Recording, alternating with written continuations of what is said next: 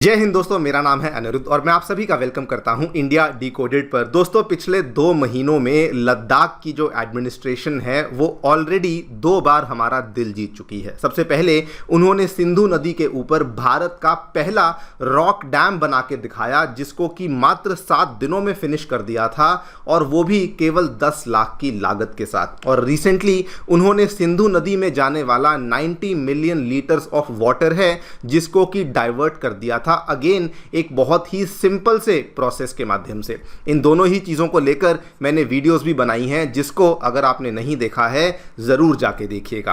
और आज दोस्तों, लद्दाख की वही एडमिनिस्ट्रेशन एक बार फिर से एक बहुत ही शानदार खबर सामने लेकर आई है, because now they are saying कि 1 नहीं, 2 नहीं, 3 नहीं, 10 नहीं, एक साथ 36 चेक डैम्स को वो लोग एस्टैब्लिश करने वाले हैं, जिसके माध्यम से अगेन ना जाने कितने मिलियन लीटर्स ऑफ वाटर को डाइवर्ट किया जाएगा।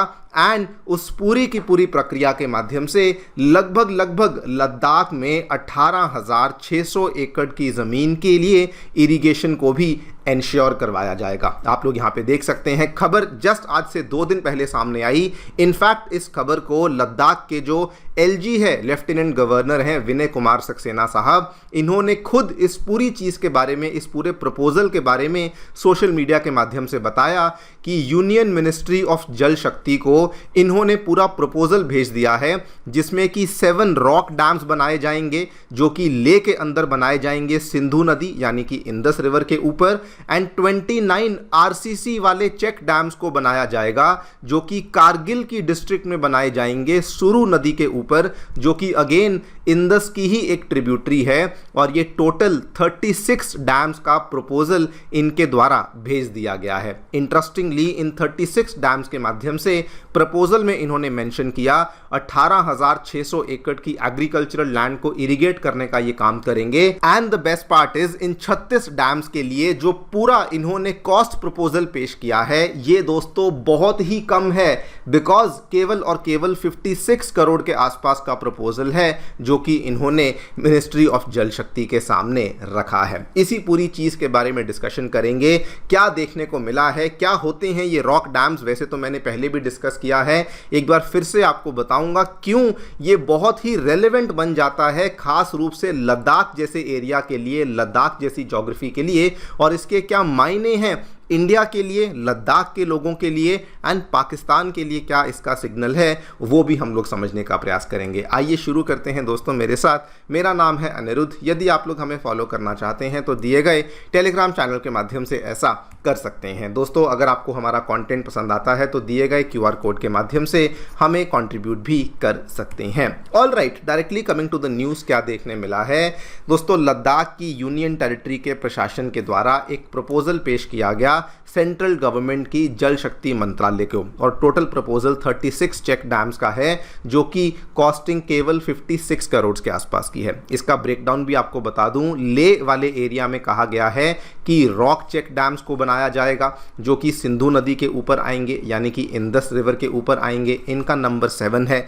बचे हुए 29 कारगिल के अंदर आरसीसी चेक डैम्स को लाया जाएगा जो कि सुरु नदी के ऊपर आएंगे। जो लोग कारगिल कभी गए होंगे या फिर उस इलाके से वाकिफ होंगे, वहां पे एक बहुत फेमस सुरु वैली है, बिल्कुल वहीं पर उसके नज़दीक में ये वाले चेक डैम्स को एस्टैब्लिश किया जाएगा, जो कि टोटल नंबर 29 का होगा, यानी कि कलेक्टिवली 36 चेक डैम्स का प्रपोजल है जो कि पेश किया गया है। पूरा का पूरा प्रपोजल अगेन बहुत ही पुरानी, जो कि आज से लगभग 10 साल पहले प्रधानमंत्री कृषि सिंचाई योजना को शुरू किया गया था, उसी सिंचाई योजना मतलब कि इरिगेशन वाली स्कीम के तहत इस पूरे के पूरे प्रपोजल को पुट फॉरवर्ड किया गया है। आप चाहें तो इसको मैप पे भी देख सकते हैं।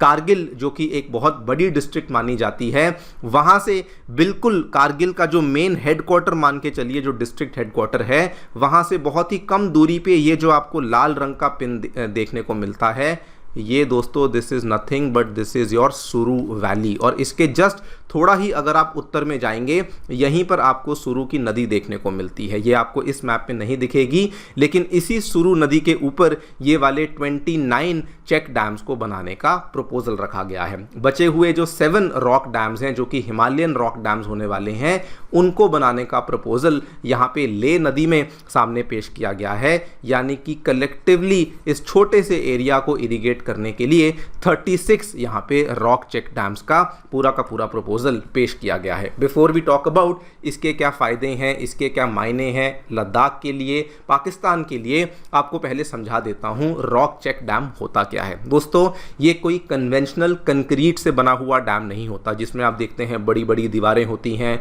बड़े बड़े गेट्स बने होते हैं, बड़ी बड़ी मोटर्स और बड़े बड़े इक्विपमेंट का इस्तेमाल होता है। जी नहीं, ये स्ट्रक्चर बहुत ही सिंपल सा, बहुत ही बेसिक सा नेचुरल स्ट्रक्चर होता है और इसमें आप कुछ नहीं, जो रिवर बेड रॉक्स और बोल्डर्स होते हैं बस उनका इस्तेमाल करते हैं। ऑब्वियसली क्योंकि ये एक नेचुरली अवेलेबल सामान से बनाया गया स्ट्रक्चर है, ये एक सेमी परमानेंट स्ट्रक्चर होता है और ये कोई मैसिव लेवल का कंक्रीट स्ट्रक्चर नहीं होता। इंपॉर्टेंट टू नोट, ये पानी को कंप्लीटली ब्लॉक नहीं करता, ये केवल पानी के फ्लो को स्लो डाउन कर देता है एंड ये एक पॉन्ड जैसा स्टोरेज एरिया बना देता है जिसको कि आप अल्टीमेटली अपनी इंडस्ट्रियल यूजेज के लिए, एग्रीकल्चरल यूजेज के लिए, इवन हाउस होल्ड यूजेज के लिए भी आप उसका इस्तेमाल कर सकते हैं। मतलब कि पानी जो है वो वैसे तो कंटिन्यू करता रहता है फ्लो करना, लेकिन जो रॉक्स वहां पे लगाए जाते हैं वो केवल और केवल पानी के फ्लो को एक तरीके से स्लो डाउन कर देते हैं। ये आप एग्जांपल देख सकते हैं, ये जैसे ये रॉक्स लगे हुए हैं, ये दोस्तों एक जैसे बिल्कुल स्टेप वाइज फॉर्मेट में आपको ये रॉक्स देखने को मिलेंगे और ये रॉक्स कुछ नहीं कर रहे, ये बेसिकली पानी के फ्लो को स्लो डाउन कर रहे हैं। स्वाभाविक सी बात है कि रॉक्स के बीच में जहां जहां पे आपको गैप्स देखने को मिलते हैं उन गैप से पानी फ्लो डाउन तो करता ही रहता है और आगे चल करके अपनी डेस्टिनेशन तक जाता भी रहता है। इसका मैं आपको लद्दाख में जो बनाया गया है पहला रॉक डैम, उसके बारे में बता दूं, ये उसकी तस्वीर है जो कि प्रिसाइजली वहीं से सामने आई है। ये दोस्तों एक छोटा सा रॉक डैम है जिसको बनाया गया, मात्र 7 डेज में इस प्रोजेक्ट को पूरा कर दिया गया था, जिसको कि केवल और केवल 10 लाख की लागत से इस पूरे के पूरे स्ट्रक्चर को खड़ा कर दिया गया। ये 200 फीट लंबा है, केवल 7 डेज में बनाया गया और ये approximately 40 million litres of water को स्टोर करने की क्षमता रखता है, जो कि अगेन आप देखिए इस चीज़ को भी लद्दाख के एलजी ने बताया कि क्योंकि हमने वहाँ पे पहला रॉक चेक डैम बना दिया था, वो हमारे लिए प्रूफ ऑफ कॉन्सेप्ट है एंड उसी से लर्निंग लेते हुए, उसी से इंस्पिरेशन लेते हुए आज हमारा प्लान है कि लगभग 7 हिमालयन रॉक चेक डैम्स होंगे सिंधु नदी के ऊपर और 29 आरसीसी बेस्ड चेक डैम्स होंगे जो कि सुरु नदी के ऊपर लाए जाएंगे। जो ये ले में आएंगे ये तो एग्जैक्टली वैसे ही होंगे जैसे कि ये वाला बनाया गया है, लेकिन जो कारगिल में आरसीसी चेक डैम्स होने वाले हैं ये उतने बेसिक नहीं होंगे, इसमें थोड़ा बहुत लागत आएगी, जिसकी वजह से ये आरसीसी वाले चेक डैम्स हैं जो कि बनाए जाएंगे। अब इसके फ़ायदे क्या हैं दोस्तों? लद्दाख की ज्योग्राफी से अगर आप वाकिफ़ नहीं हैं, आपको बता दूं, पानी तो वहाँ पे बहुत है, लेकिन लद्दाख एक कोल्ड डेजर्ट है। एक ऐसी ज्योग्राफी है जहाँ पे पानी की एबंडेंस भी है, लेकिन साथ में पानी की स्कैर्सिटी भी है। क्यों? क्योंकि पानी जो है वो ग्लेशियर्स में है, हैवी विंटर स्नोफॉल में है, सीजनल स्नो मेल्ट में है, इंदस में है, उसकी ट्रिब्यूटरीज में है। लेकिन फिर भी वहाँ पे होने वाली जो खेती बाड़ी है वो सिवियर वाटर शॉर्टेजेस से सफ़र करती है, specially during the growing season. मतलब कि मॉनसून सीजन में भी वहाँ पे ना के बराबर बारिश आपको देखने को मिलती है। और इसका बेसिक प्रॉब्लम क्या है? Timing and geography. Ladakh administration का यही कहना है कि पानी हमारे पास है, केवल हमने उस पानी के पोटेंशियल को यूटिलाइज करना है और वही चीज़ वो लोग यहाँ पे कर रहे हैं कि जो जो ग्लेशियल वाटर से, ग्लेशियल मेल्ट से निकलने वाला पानी है उसको स्टोर कर लिया, जो पानी ऐसे ही बेवजह इंदस में बहकर पाकिस्तान चला जाता था